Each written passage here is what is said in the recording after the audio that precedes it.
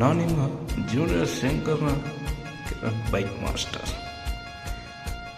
ಗಾಡಿ ಬಂದು ಪಲ್ಸರ್ 200. ಇದೇನಪ್ಪ ಅಂತಂದ್ರೆ ಇದು ಆಯಿಲ್ ಸೇಲ್ ಮತ್ತು ವರ್ಕ್ ಆಯಿಲನ್ನು ಚೇಂಜ್ ಮಾಡ್ತಿರೋವಂಥದ್ದು.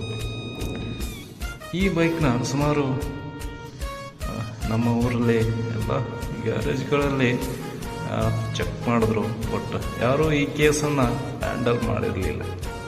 ಕಡೆಗೆ ಈ ಕಸ್ಟಮರ್ ನನ್ನ ಹತ್ರ ಬಂದು ಕೇಳಿದ್ರು, ಇಲ್ಲ ಇದು ಆಯಿಲ್ ಸೆಲ್ ಹಾಕಬೇಕು, ಆಮೇಲೆ ಆಯಿಲ್ ಹಾಕಬೇಕು, ಮಾಡಿಕೊಡ್ತೀರಿ ಅಂತಂದಾಗ ನಾನು ಮೊದಲು ಟ್ರಯಲ್ ನೋಡಿದೆ, ಏನಾಗಿದೆ ಅಂತ ಚೆಕ್ ಮಾಡಿದೆ. ಆಮೇಲೆ ಇದನ್ನು ಕೇಸನ್ನು ಹ್ಯಾಂಡಲ್ ಮಾಡಲಿಕ್ಕೆ ನನಗೆ ಧೈರ್ಯ ಬಂದಿದ್ದು. ಇನ್ನೊಂದೇನಪ್ಪ ಅಂತಂತಂದರೆ ಈ ಬೈಕ್ನ ಸರ್ ಆಯಿಲ್ ಚೇಂಜ್ ಮಾಡೋದಾಗಿರ್ಬೋದು ಅಥವಾ ಆಯಿಲ್ ಸೇಲ್ ಹಾಕ್ತಿರೋದು, ಇದರಲ್ಲಿ ಯಾವುದೋ ನಮ್ಮ ಹತ್ರ ಪೂಲರ್ಗಳಿರಲಿಲ್ಲ. ಅಂದರೆ ಈ ಟೂಲ್ಸ್ ಅಂತಾರಲ್ಲ, ಆ ಟೂಲ್ಸ್ಗಳು ಇರಲಿಲ್ಲ. ನಾನು ಆಲ್ಟರ್ನೇಟ್ ಆಗಿ ಈ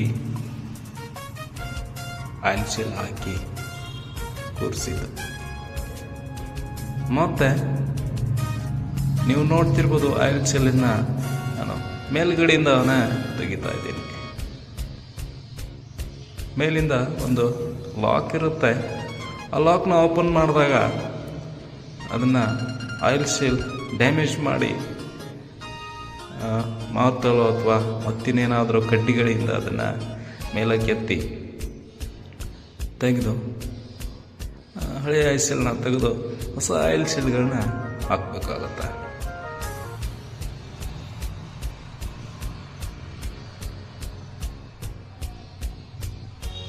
ಇನ್ನೊಂದೇನಪ್ಪ ಅಂತಂತಂದ್ರೆ, ಸುಮಾರು ಬೇರೆ ಸ್ಪ್ಲೆಂಡರು ಇರೋ ಬೈಕ್ ಯಾವುದೇ ಆಗಿರ್ಬೋದು, 100, 120, 150 ಇವೆಲ್ಲ CC ಬೈಕ್ಗಳು ಆಯಿಲ್ ಶೆಲ್ ಆಗಿರ್ಬೋದು ಅಥವಾ ಆಯಿಲ್ ಆಗಿರ್ಬೋದು. ಆಯಿಲ್ ನಾವು ಮಾತಾಡಿದ್ರೆ 150 ಅಥವಾ 160, 140 ಈ ಥರ ಆಯಿಲ್ MLಗಳು ಬರುತ್ತೆ. ಇದಕ್ಕೆ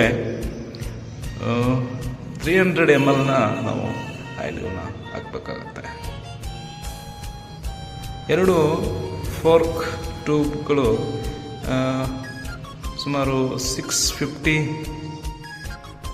ಮಿಲಿ ಇದು ಆಯಿಲ್ನ ಒಳಗಡೆ ತಗೊಳುತ್ತೆ. ತುಂಬ ನೀಟಾಗಿ ಮಾಡ್ಬೇಕು ಇದನ್ನು.